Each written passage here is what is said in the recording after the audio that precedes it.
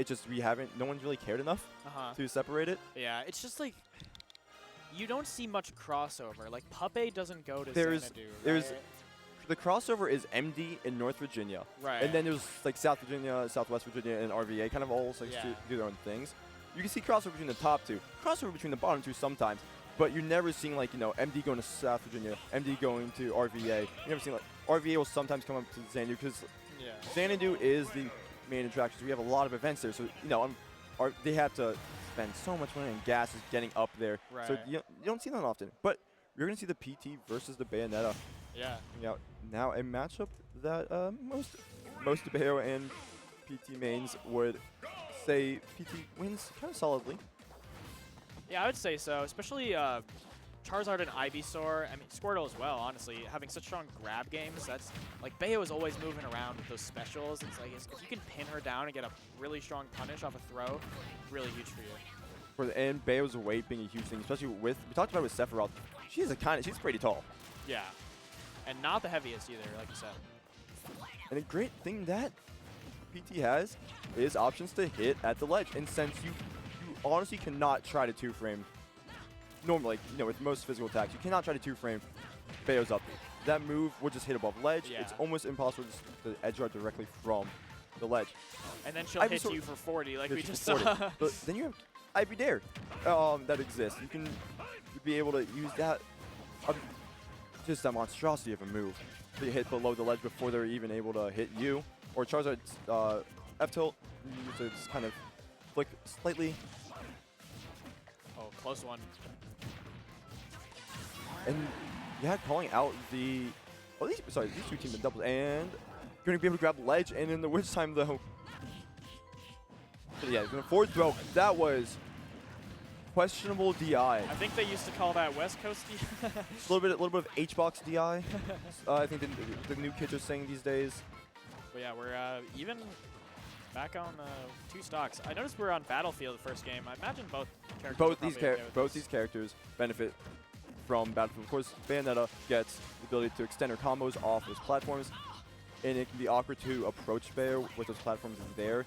And PT, on the other hand, gets a lot of basic combo extensions, being able to juggle opponents and ladder them to the top. It's like some characters some moves like Squirtle up air, or I've seen like Ivysaur able to chain like 3 up airs in a row. That's just off a. Oh, now can we make back that dare once again? But yeah, also worth noting Charizard's up throw. Up throw. Yeah, that's true. Even with the higher blast zone off the top, it travels the top. So if you're underneath that middle platform, you're reaching the top of that platform. Oh yeah, that'll be killing Bayo probably 120, 130 at the top platform, especially with Rage. Especially with Rage. Okay, let's see how Puppeh keeps his lead. He's still on Ivysaur, and he's gonna live that one. Didn't need Charizard for that one. Head up attack, but not gonna get punished for it. Gonna go back underneath, chilling at that ledge. There. Oh, just the first fair. Okay. Maybe not feeling they can do it. Oh, man. Instant. I don't know if Lima was calling out the flame breath or the flamethrower, but they're just calling out an option. Yeah, maybe a fair, something like that. And great parry on the third hit specifically. Bayo, of course, not gonna be able to get anything after that. Yeah. So. And man, even a 30% string on Squirtle. That's crazy to see. Just off 3 hits. Yeah, in the backer from Squirtle. Switching to the high recovery is a Vine Whip. Yeah, that's it. It's gonna take it. Okay, that was perfect percentage for Puppeh. Yeah, and you gotta wonder what the bans are gonna be here. Town and City is a pretty Bayo.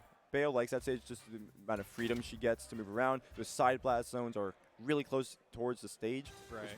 Probably stage you're gonna want to go to, but I do imagine it. Once again, PT top tier does not have a bad stage. Don't tell me he has a bad stage. He does not. I would say maybe FD, but I don't think Bayo likes FD any more than PT No, does. definitely does not. But even then, on FD, you still get kind of. You can rush down some characters on that. Like I think it's just, Ivysaur and Squirtle are both not fast on the ground. So. Well, okay. No, Squirtle definitely is.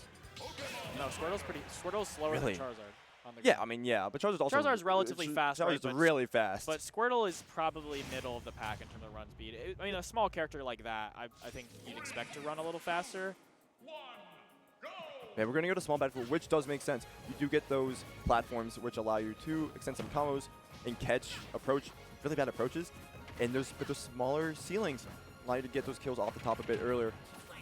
And you don't have to worry about that top last zone, maybe messing and allowing someone to platform camp you a bit. Right.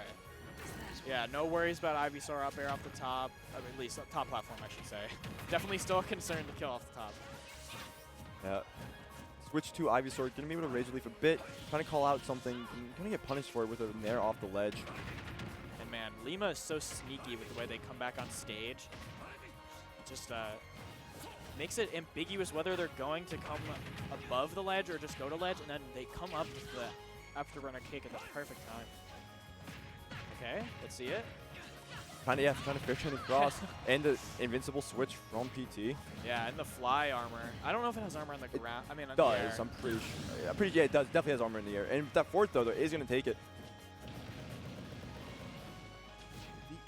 If you're okay. Here's the problem. You have a kind of a situation here. Is you're the weight of Charizard. That's good, but you also have a big body, and you have to try to get back against and try to play neutral against a character like Bayonetta, who just throws out attacks and can combo off a lot. So do you stick with it? Which probably, yeah. Just stick, especially with this rage. At this point, you definitely do. Yeah. At this point, you just see how much you can get, and if you can get a Charizard stock, go for it. But going to get a nice little string there to take the stock. Only at 26%, so it could be a lot worse. And I did look it up. These two they run the exact same. Yeah, yeah. So. Yeah, Bayo's usually side B-ing around, not too much running. Yeah, I would say they're probably both like middle of the pack, right? Yeah, they're both middle of the pack. Mario speed. Yeah, makes sense. See the charging up of the water gun. You're gonna get a down smash, but gonna send to the other side. That one's not gonna send to the other that down side. smash. Puppeh is so good at using that as a ledge. And only taking 4% on that stock. So in a really comfortable position right now. Those early Squirtle combos can either just be, can be small added up over time, or can just be huge all at once. Yeah, like we saw just the down throw down air there. Sometimes the down air leads to like a re-grab and then just a whole another up air, up B string. But even just the down throw down air is pretty solid when you look at a character like Squirtle. Sorry, down air. I don't want to say down B. That would be an interesting combo with the trainer. Down throw, down B. That'd be something. But yep, the switch up top. Not gonna be able to catch the landing with up tilt. Oh my goodness, you're kidding. That's gonna kill you. The up B to catch the whiff side B. Took flight there. Yeah, the armor. Literally. The armor, it wasn't even needed. Nothing came out. It just. Yeah. And that move is, it's a strong move, especially if you mix up DI. But you're so high up there at that point. It does not matter how you DI'd. You were dead. Oh yeah. That was that was donezo, to say the least. Okay, curious. Maybe we'll try a different counter pick for Lima. Probably, just take a mental reset. Think about what just happened. Yeah. Lima has definitely shown their moments of glory in this set, and I think they're able to just put together in one game. They can easily take a game and maybe even the whole set. Yeah, we're gonna see PS2, which we saw the small battlefield pick, the smaller cousin of PS2. It's interesting because when we started on Battlefield, this isn't a stage we've seen this set so far.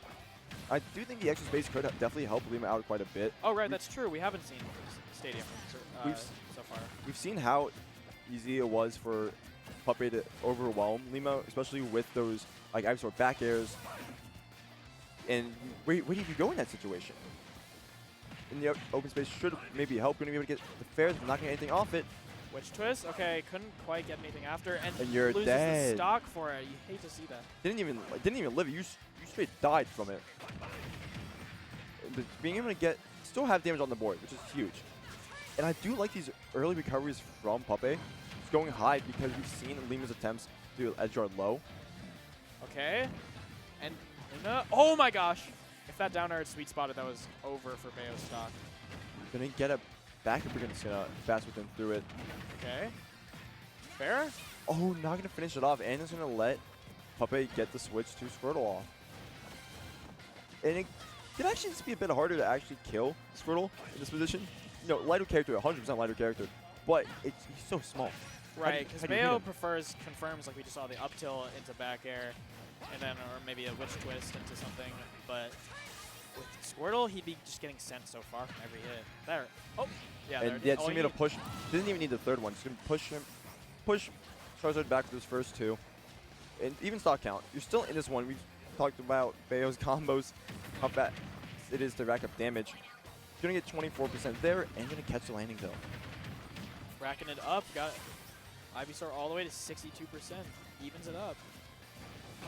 Okay, wow, brave.